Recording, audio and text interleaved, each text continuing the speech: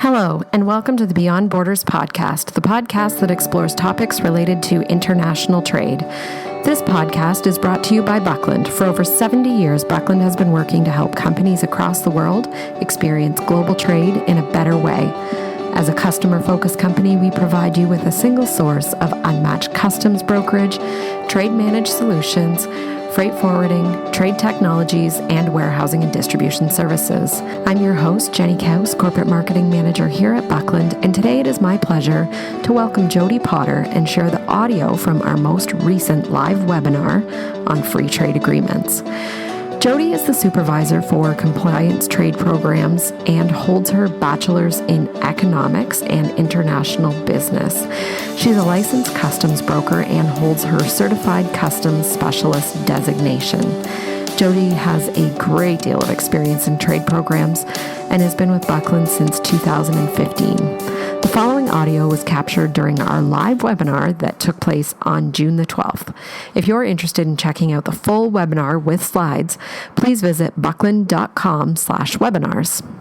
So without any further ado, I'll turn this over to Jody to talk to us today about free trade agreements. Thank you, Jenny. I'm happy to be here today. Free trade agreements have been in the headlines a lot the last few years with NAFTA negotiations and the advent of some new agreements, and is on the top of our minds for those in the trade community. There are many trade agreements around the world, but due to time, we will mostly be focusing on North America in this conversation. However, we'll be talking about free trade agreements in general as well. So let's start with some basic information on what a free trade agreement or FTA is. An FTA is a treaty between two or more countries that facilitates trade by reducing barriers between the partnering countries. This is most typically done through the elimination or reduction of tariffs and quotas. FTAs also define how the partnering countries will handle other areas of trade, such as intellectual property rights, dispute settlement, government procurement, exchange rates, investments, and more. Now, keep in mind that the purpose is to reduce barriers, not completely eliminate them. Free trade agreements are not completely free. Countries do maintain some measures of control in order to protect domestic industries and economies. This is why negotiations can be so intensive, especially when there are more than two countries involved. So let's start with just a little bit of history about free trade agreements. International trade can be traced back to the 19th century BC, with the domestication of camels allowing for long-distance movement of goods. As goods began to move further and further, trade routes began to develop and trade began to escalate. Over thousands of years and improved methods of transportation, there were many different approaches to controlling trade, including licenses, tariffs, quotas, and other protectionist measures. In the post-World War II economy, free trade really began to become very important with the desire to avoid economic depressions and further wars. The General Agreement on Tariffs and Trade, or GATT, was in effect from 1948 until 1995.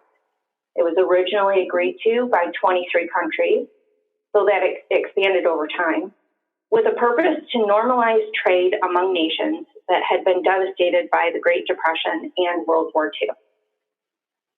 In 1995, the now 123 nations of the GATT established the World Trade Organization, or WTO.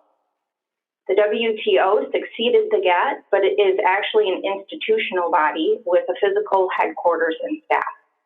The GATT is a legal agreement with a set of rules and is still in effect under the WTO framework. From the GATT, we have a fairly rapid expansion of free trade agreements. And of course, one I'm sure we all have a bit of a love-hate relationship with.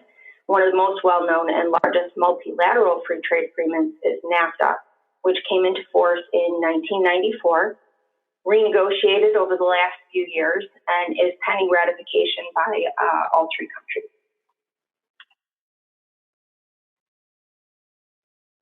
So there are approximately 420 trade agreements across the world, though not all of these are free trade agreements. The United States has agreements with 20 different countries. Canada, with the advent of CETA and CPTPP, has agreements with 33 countries. This scope will grow further once all EU countries have ratified CETA. Mexico has agreements with more countries than anyone else in the world, with a total of 46 countries, including US, Canada, EU, and Japan. We mentioned the World Trade Organization, which is an intergovernmental organization that is concerned with the regulation of international trade between nations. The functions of the WTO include administrating WTO trade agreements, forum for trade negotiations, handling trade disputes, monitoring national trade policies, technical assistance, and training for developing countries. Cooperation, it also includes cooperation with other international organizations. So there are three types of free trade agreements. They are unilateral, bilateral, and multilateral. When one country imposes tariffs on another, this results in an unreciprocated trade policy by one nation, and this is referred to as unilateral. An example of this would be the U.S. Generalized System of Preferences, otherwise known as GSP. This is the practice by which a country, such as the U.S., gives preferential tariffs on imports from developing nations, which gives the developing nation the opportunity to grow its economy and improve conditions, as well as lower the cost of their products in the U.S., thereby increasing demand. This also helps the developing nation become a more affluent market for U.S. exports. An example of this would be the United States and Bangladesh, or the U.S. and Cambodia. So bilateral trade agreements are, as I'm sure you can guess, between two countries. And this makes them easier to negotiate because they are only two sides to an agreement. There are many examples of these, one of which is the Australia-United States Agreement, also known as AUSTA. Multilateral, as the name implies, is between three or more countries and take more time to negotiate since there are so many more parties that need to reach an agreement. An example of a multilateral agreement would be NAFTA.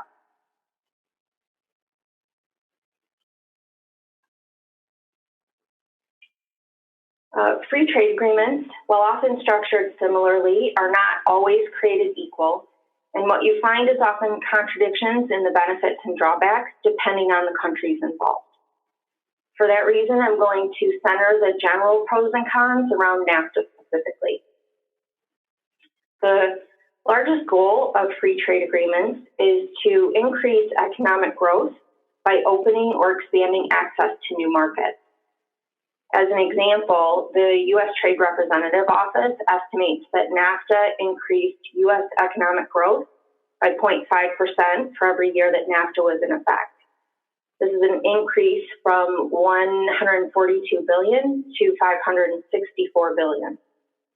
Economic growth for Mexico has been between 1.2 and 2.5% since the passage of NAFTA.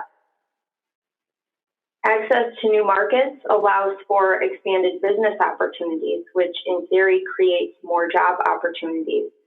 It's estimated that 3 million new jobs were created in the U.S. over the life of NAFTA. In Canada, it is reported that 4.7 million jobs were created since 1994.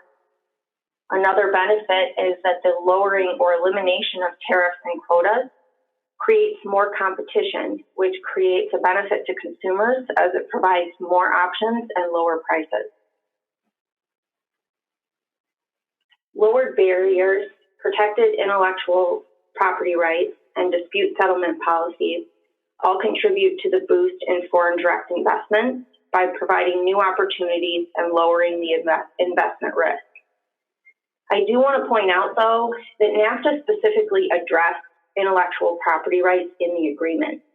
But many developing countries don't have laws that protect intellectual property. So trade agreements with those countries can often result in theft. One of the biggest complaints regarding free trade agreements is job outsourcing. With increased competition from countries able to produce goods at lower cost, means in order to compete, companies need to reduce higher paying jobs and outsource to countries with lower labor costs. This is often done in emerging market countries without strong labor protections, which can result in often very poor working conditions. Domestic industries can be damaged because they are exposed to competition from foreign countries with lower costs. For instance, critics of NAFTA often point to damage to U.S. manufacturing industries due to the low labor costs in Mexico, undercutting U.S. production. Free trade can also cause environmental damage. The lowered tariffs and quotas on imports means that companies can move their manufacturing to countries with little or no environmental protection.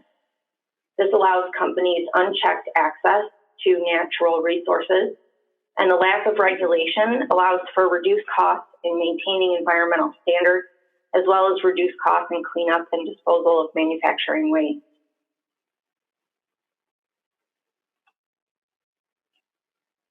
Now we'll go through some examples of common free trade agreements in the North American context. When people think about free trade, it is most commonly NAFTA that comes to mind. However, there are many more free trade agreements. NAFTA came into effect in 1994. However, tariffs and quotas were not eliminated until 2008. NAFTA has been in the news a lot in the last few years as the three countries have been in the middle of negotiations on the agreement. The U.S. is calling the revised agreement USMCA, Canada is using CUSMA, and Mexico is calling it TMEC, Tratado entre México, Estados Unidos y Canada, which is the Treaty of Mexico, United States, and Canada. An agreement was finally met and signed by all countries. It is now pending ratification, but has an uphill battle in order to get passed, which we will discuss a little further in the slide. AFTA, which is an agreement between the United States and Australia, came into effect in 2005, provided for stated reduction of tariffs not to be in full effect until 2022.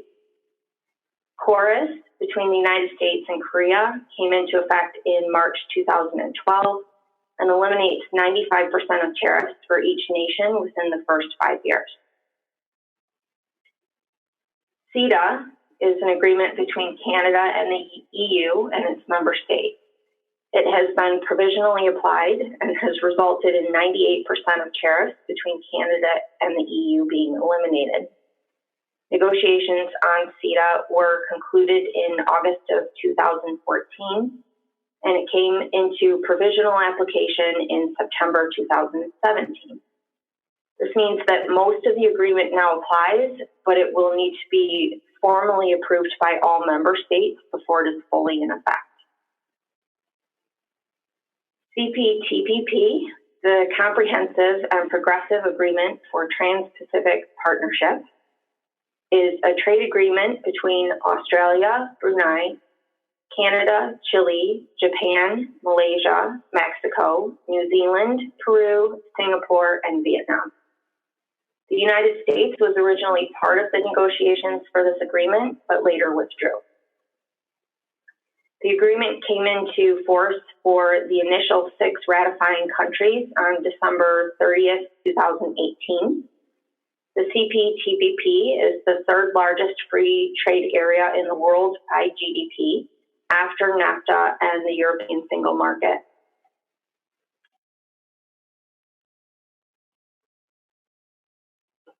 Free trade agreements all come with expansive regulations that define the details of how the agreement is administered and enforced. One of the things addressed is how a good is determined to be eligible for a free trade agreement. I cannot emphasize this enough. A good is not eligible for FTA simply because it was manufactured in one of the partner countries. This is a common misconception and can really cause a lot of trouble for your company. This is true across all free trade agreements. In order to determine if a good qualifies, you must first look to the rules of origin. The rules are based on the HTS classification of your finished good, and they define what methods you'll be allowed to use to determine eligibility. These rules vary across commodities and classifications. A lot of agreements in Canada and the United States were similarly modeled off of NAFTA. So rules of origin are often structured the same, but they are not the same across the different FTAs. Keep in mind that free trade agreements don't completely open the doors. Rules of origin are deeply negotiated between the involved countries because it can greatly affect domestic industries within those regions. Certain products may be far more difficult to qualify versus other products, and qualification can actually be a fairly complicated process.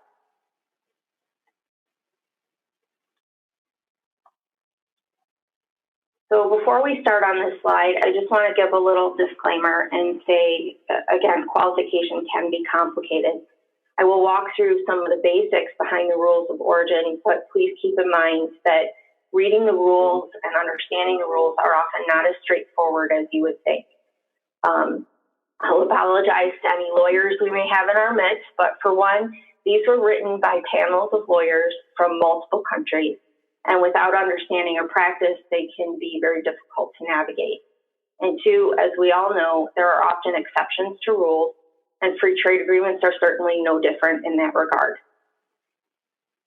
Tariff shift, de minimis, and regional value content are three of the possible options used in the different rules of origin. A rule can incorporate one or all of these possibilities, but you can only use what the rule of origin allows. Simply put, tariff shift is a change in tariff classification. This is looking at whether or not non-originating materials have undergone a substantial enough transformation in order to qualify the finished good. A specific rule of origin defines what is allowed to shift. This means that although there may be a change in tariff classification, the rule may not consider some changes to be substantial enough.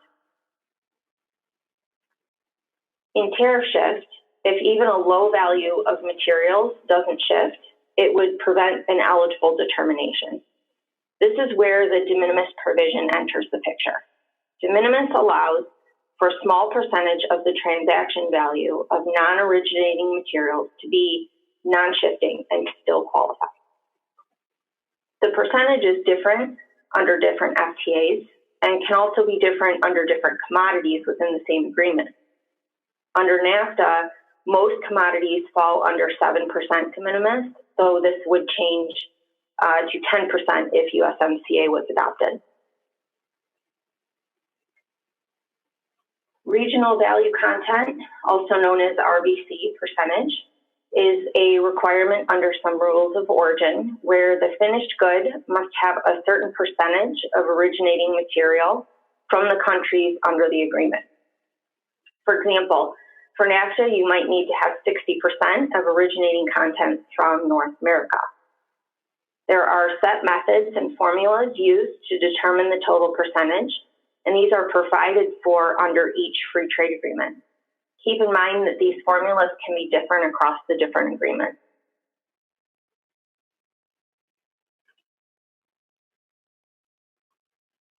So I wanted to add this slide because we often run into some common misconceptions about what constitutes originating versus non-originating material. For ease of the discussion, I'm going to use NAFTA as the example, but please remember that when discussing FTAs, it's always going to pertain to the participating countries in the FTA. Let's start off with the easier one and talk about non-originating. If a material is sourced from outside the NAFTA territory, meaning anywhere except Canada, US, or Mexico, it is not going to be originating. That's pretty simple, right?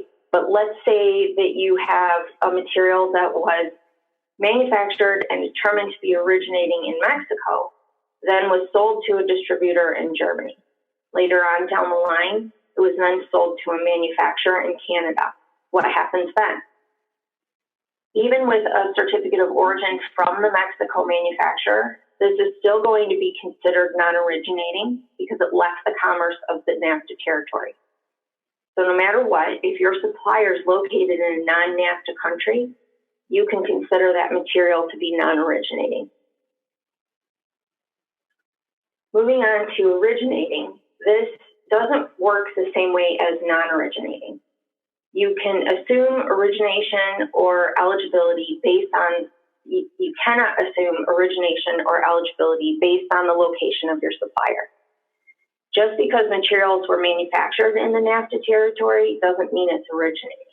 Just like you have to use the rule of origin to determine eligibility of your finished good, so does your supplier with their own products, and so on down the line.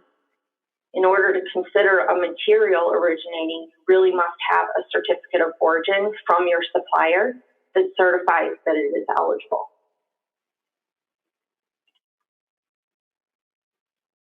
So let's talk a little bit about certificates of origin. The certificate of origin is used to certify the parts qualify for a free trade agreement. NAFTA is the only agreement that has a specific certificate of origin form that needs to be filled out. Most agreements do not have a set format, but do have similar data elements to NAFTA. For this reason, you often see programming done that is similar to the NAFTA format for other agreements. Field 1 is where the exporter will fill in their company name, address, country, and tax ID. These certificates are used for duty preference when exporting, but they are also used as supplier backup for qualification purposes. This means that if you are not actually exporting the parts, but are the supplier, and your customer is asking for this certificate, you will still fill in the exporter field. It can be used as a supplier field as well. Directly below that is the producer field. This can be listed as same if it is the same as the above. It can list the producer's information, or if you don't want to share that information with your customer, it can list available to customs upon request. The importer, which is field 4, is generally requested to be various, but you can also fill in the name and address of the importer or your customer. The last field in the top section is blanket period.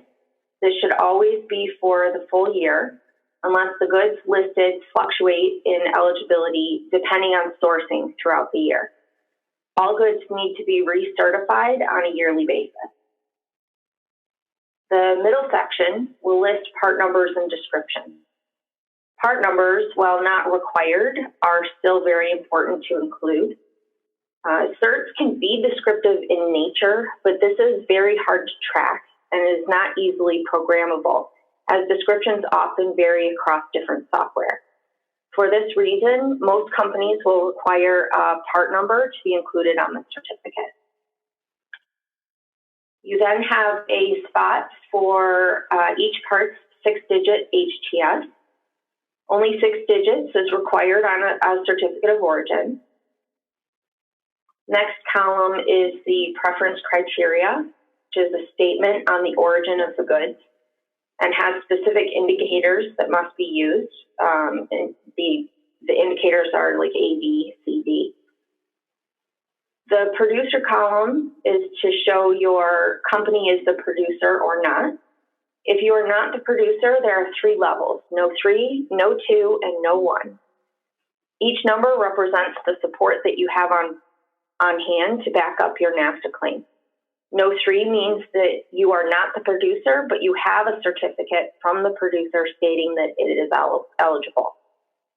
No 2 means you don't have a cert, but you do have a letter from the producer. No 1 means that you don't have a cert or a letter from the producer, you just have knowledge, but no backup. No 1 does present some level of risk, and a lot of companies will not accept it. Net cost shows by what means you qualify the part. Under NAFTA, the only options are no or NC. No implies that it's been qualified using the Tariff Shift method, NC by using the RVC method. And then the last column you have is your country of origin. You should use ISO code to fill that column in.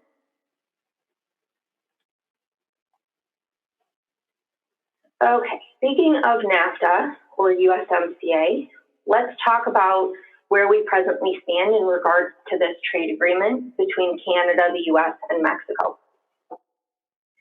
All three partner countries will need to ratify the agreement before it comes into effect, with delay potentials due to Canadian federal elections and a shift in US congressional power, putting ratification at the earliest to fall in the later half of 2019. Implementation starts at the beginning of the third month after all parties ratify the agreement, which means that USMCA will most likely not come into effect until sometime in 2020. In the meantime, the original NAFTA agreement remains in place. The main issues that the Democratic Congress has had with the negotiated agreement are actually very similar to same party issues when NAFTA was first implemented, with a focus on the environment, labor enforcement concerns, and pharmaceuticals. Mexico recently passed new labor laws, and Section 232 tariffs, which are the steel and aluminum tariffs imposed on Canada and Mexico, have been lifted. These were some major hurdles in gaining all parties' movement towards ratification in the United States. Then another monkey wrench was thrown in recently to complicate matters. President Trump issued statements that a 5% tariff on all Mexican imports, to include 5% monthly additional increase, would be levied until Mexico made significant changes to their enforcement of migrants crossing Mexico to the United States border from Central America.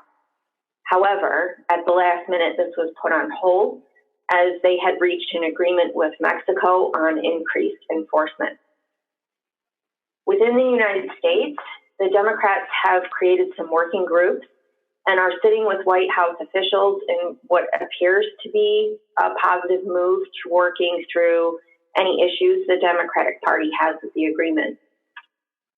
Canada is aligning itself with the pace of the American legislation, but may lose time itself as it enters into a new election cycle.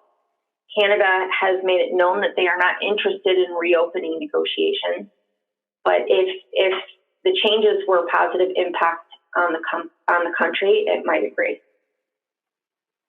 Mexico has been thought to be the easiest hurdle in the ratification process. However, with the latest tariff issues, this could cause some trouble there as well.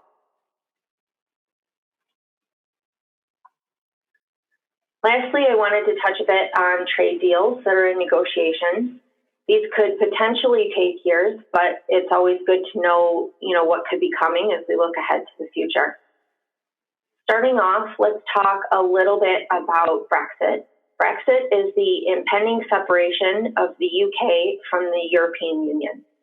When this happens, the UK will need to have new trade agreements in place to replace any EU agreements that it loses. With that, the UK has said that it is prioritizing its negotiations with Canada on new free trade agreements. On the U.S. side, the U.S. has had the first round of negotiations with Japan on a U.S.-Japan agreement. Trump has signaled his intent to begin negotiations with the EU, as well as with the UK when it has officially exited from the European Union. We will certainly be monitoring all trade agreements and we'll keep our customers informed of the latest news as it happens. That's the Beyond Borders podcast for today. Thank you so much for listening, and thank you to our guest, Jody Potter, for a great overview of free trade agreements.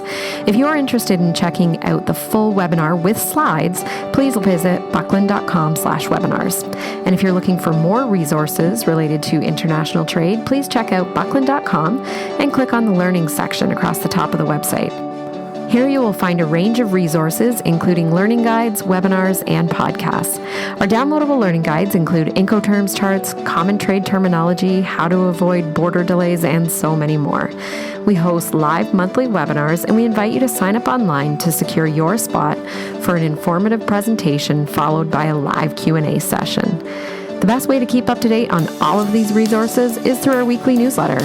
We send out a newsletter every single Wednesday containing our latest digital content, as well as a roundup of the latest trade news headlines delivered straight to your inbox.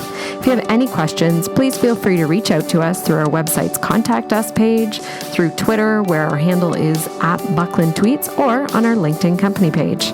Thank you for listening to the Beyond Borders podcast, and be sure to tune in again and subscribe for more great conversations about importing, exporting, and everything else in the world of logistics and international trade.